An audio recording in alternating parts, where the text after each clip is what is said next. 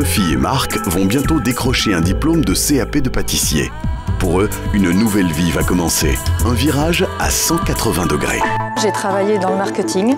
J'ai fait ça pendant 10 ans, mais j'avais toujours la passion de la pâtisserie qui me titillait dans la tête. Et voilà, un jour, je me suis dit, c'est peut-être le moment de se lancer. Je me suis renseignée sur Internet, différents forums, et tout de suite j'ai vu que Ferrandi c'était la référence en matière d'enseignement de pâtisserie. On va se mettre en situation d'examen pour la brioche. Vous allez la pétrir ce matin. Donc à 11h30, tout doit être façonné dans les chambres de fermentation. Comme ça on ira manger tranquillement, les cuira cet après-midi. Pendant cette formation qui s'écoule sur 9 mois, on va avoir en fait 5 mois de pratique à l'école et ensuite on a 4 mois de pratique dans le milieu professionnel. L'intégralité des personnes qui sont en formation sont des gens qui sont motivés, qui ont un projet mûri, réfléchi, qui ont bien pesé le pour et le contre de se reconvertir, de quitter leur ancien métier. Personne n'est là par hasard. Il n'y a pas d'amateur, enfin je veux dire, personne ne fait ça en dilettant. Alors, ce qui est très important, c'est quand tu fais ce mouvement-là, c'est de ne pas chauffer les mains. Plus on chauffe les mains, on risque de mettre le beurre en fusion et donc après le sablage sera raté.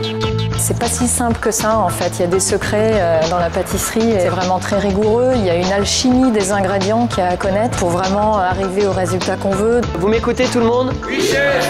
J'étais impressionnée par la qualité de l'enseignement qu'on nous a donné dans l'école. On n'apprend pas juste à faire un produit qu'on va peut-être voir en boutique, mais on apprend vraiment à le perfectionner. Donc au début on fait du basique et puis on refait et on refait jusqu'à vraiment le résultat soit vraiment bon.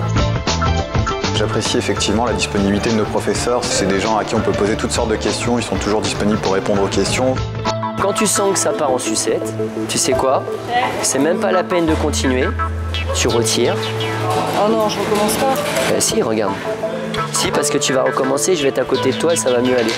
Et puis humainement, c'est des gens qui sont très très sympathiques, donc c'est plaisant d'effectuer la formation avec eux.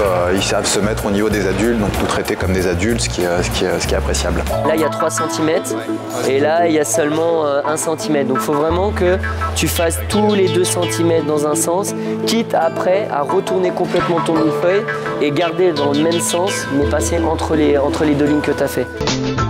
C'est très physique, on est toujours debout, on porte des charges lourdes.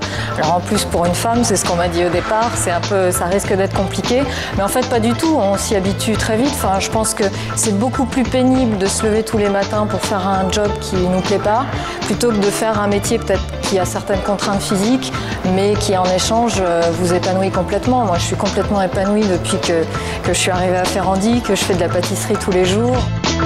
Ce que j'aime et ce que j'ai découvert dans la pâtisserie avec cette formation, c'est qu'on peut vraiment innover, créer. L'éventail est assez large, on peut faire beaucoup de choses. Il y a pas mal de techniques, de décors, d'assemblage qui permettent de s'amuser. Ce qui est vraiment sympa, c'est que c'est de la gourmandise avant tout. Donc quand on réalise un beau et surtout un très bon gâteau, on fait plaisir non seulement à soi mais aussi aux personnes avec qui on le partage.